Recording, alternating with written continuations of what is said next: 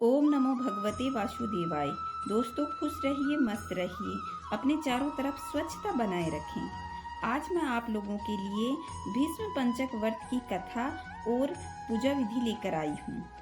यह व्रत कार्तिक शुक्ल पक्ष की एकादशी से प्रारंभ होकर के पूर्णिमा को समाप्त होता है। इसको पंचभीका व्रत भी कहते हैं।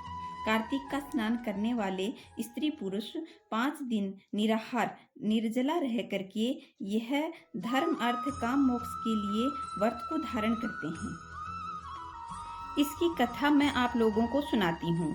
महाभारत का युद्ध होने पर जिस समय भीष्म पितामह सूर्य के उत्तरायण होने की प्रतीक्षा से सरसैया पर शयन कर रहे थे, उस समय भगवान श्री कृष्ण 5 पांडवों को साथ लेकर के उनके पास गए।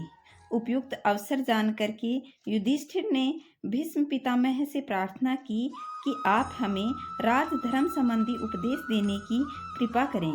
तब भीष्म पितामह ने 5 दिनों तक राजधर्म, वर्ण धर्म, मोक्ष धर्म आदि के उपदेश दिए।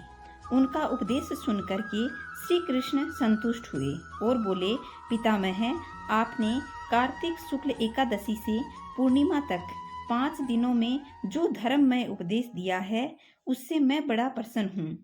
मैं आपकी स्मृति में आपके नाम पर भीष्म पंचक व्रत स्थापित करता हूँ। जो लोग इसे करेंगे वे जीवन भर विविध सुखों को भोग कर अंत में मोक्ष को प्राप्त करेंगे। तो दोस्तों, इस तरीके से ये भीष्म पंचक व्रत 5 दिन तक धारण किया जाता है।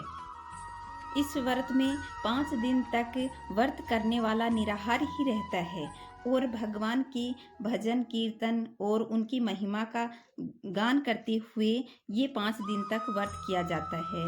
और फिर पूर्णिमा तिथि को इस व्रत का उद्यापन किया जाता है। व्रत में कार्तिक स्नान करने वाला इस व्रत का उद्यापन करता है। उद्यापन करने के साथ ही कार्तिक स्नान पूर्ण हो जाता है।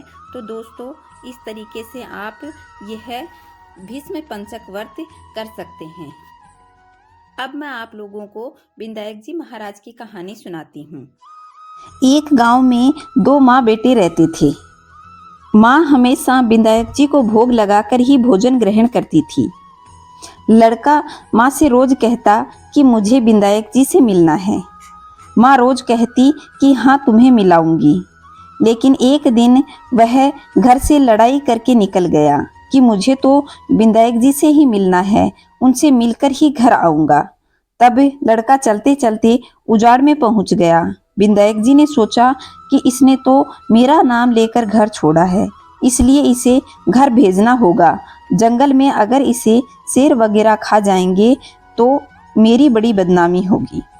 फिर विनायक जी ने बूढ़े ब्राह्मण का वेश धारण किया और बोले कि हे बालक, तू कहाँ जा रहा है और तू कहाँ से आया है? तब लड़का बोला, मैं तो विनायक जी से मिलने जा रहा हूँ। तब वह बोले कि मैं ही विनायक जी हूँ, मांग, क्या मांगता है? तो वह बोला कि क्या मांगूं? अन्न मांगूं, धन मांगूं, हाथी की सवारी मांगूं, स्त्री ऐसी हो जैसे फूल गुलाब का। तो विनायक जी बोले, लड़के, तूने तो बहुत कुछ मांग लिया है, जा तू घर जा, तेरे घर पर सब कुछ ऐसा ही होगा। फिर वह लड़का घर आ गया। उसने देखा कि एक छोटी सी बहू चौकी पर बैठी है और घर में बहुत सा धन हो गया। तब वह लड़का अपनी माँ से बोला, देख माँ, मैं विनायक जी से मिलके आया हूँ, उन्होंने मुझे कितना धन दिया है।